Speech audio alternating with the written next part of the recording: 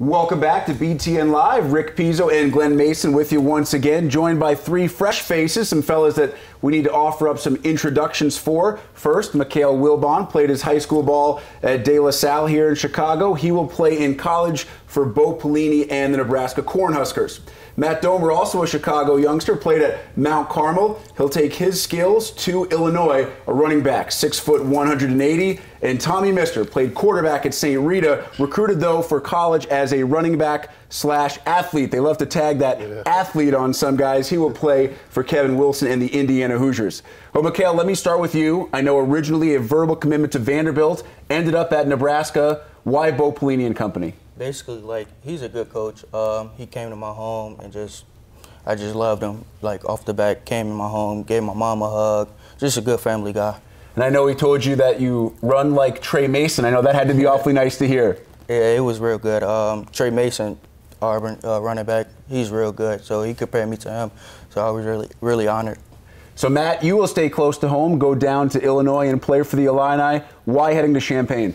Just like you said, I'm staying close to home, and I wanted my family to be able to come out and support me as much as they could.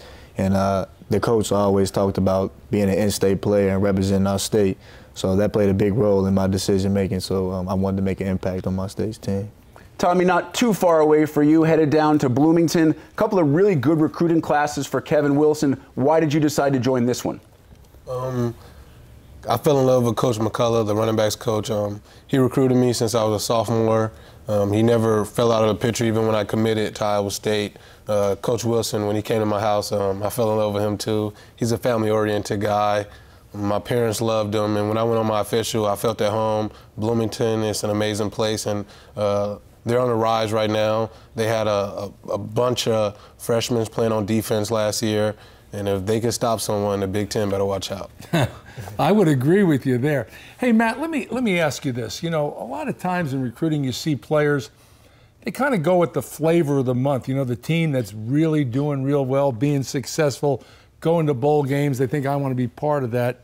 Let's face it, Illinois has been on lean times the last couple of years. How much did that figure into your decision? I understood that, you know, it wasn't the best school, that it didn't have the best thing going for them at the time.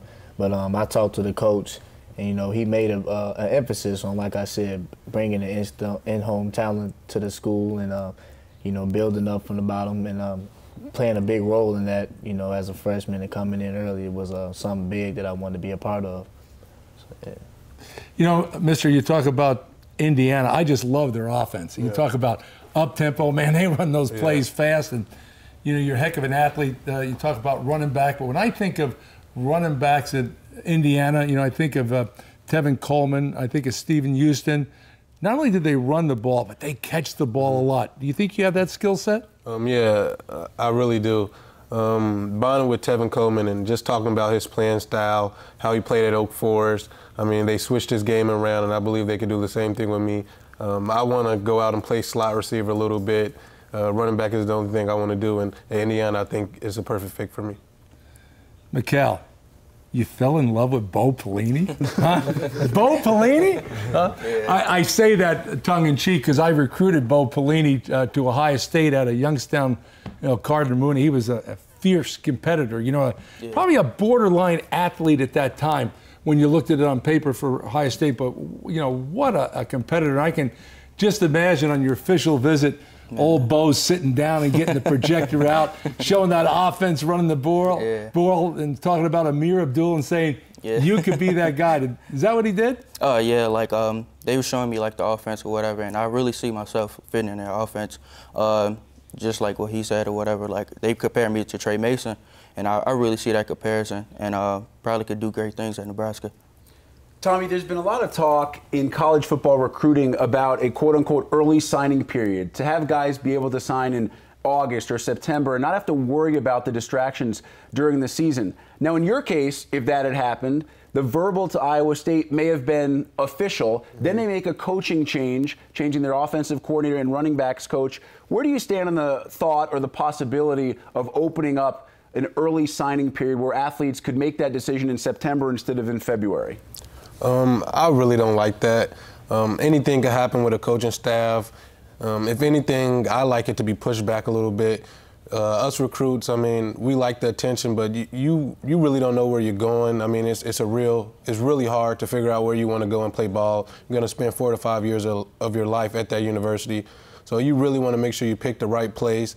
A lot's counting on that decision. So if anything, I like to push the date back, not bring it forward. Yeah, I guess, Mikale, you would have been in a similar situation with the verbal to Vanderbilt and then obviously James Franklin going to Penn State. Your thoughts on the same question that I asked Tommy and the possibility of an earlier signing date? Yeah, like the same thing what he said. Like when I didn't know when Coach Franklin was going to leave, so I'm like kind of confused. So when he told me like he was going to leave, so I didn't know what to do at first, but like I just prayed and like talked to my parents, then tried to make the right decision. Matt, how much extra pressure or worry is there during the football season, even when somebody like you, maybe you've made your mind up, but obviously the calls keep coming, the texts keep coming, other schools are still interested, and you can't put your name on the dotted line until that first Wednesday in February. Is there some added stress and pressure during the season, your senior season, a year that obviously you want to play very well during? You know, that does happen often. I mean, you do have those thoughts in the back of your mind during that time when all that attention's coming in. But during the season, you know, I wanted to make sure that my main focus was on my team and focusing on winning a state championship again. So that's what my main focus was. I mean, understanding that the recruiting process was going to continue until I finally did sign my name. And I stayed loyal to the coaches and they stayed loyal to me, and we kept a good bond and a good relationship. And, you know, it worked out in the end. Hey, fellas, you know, choosing where to go to school, get an education, play your collegiate football, big decision. Other than your parents, okay, let's just assume that. Other than your parents, who was most influential in helping you make a decision? You first. I say my head coach, Todd Kuska. He was with me along the way. Every day he talked to me about it. When I decommitted from Iowa State, he talked to me about it. He opened up my recruitment a lot for me. So my head coach, Coach Kuska, he really did a lot for me. Matt? I feel the same. My head coach, Frank Linty, he played a big role in my decision making. He wanted me to. He always told me, make sure you pick the school that was right for you, but not the school you necessarily want to go out and pick. And I knew with the relationship I had with the Illinois coaches that it was a school I needed to be at. Well, Coach Lenny's been around a long time and seen a lot of guys go to college. Mikale? Coach O'Keefe, my head coach, he helped me a lot.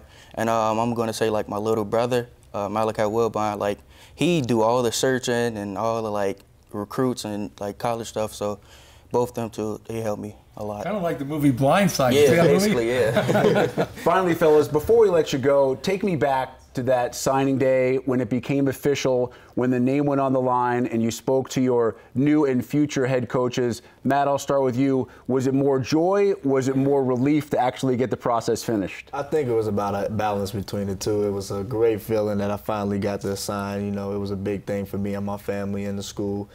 And the relief of the fact that everything was over now, you know, I was glad to have that feeling. How about you, Tommy? I was excited.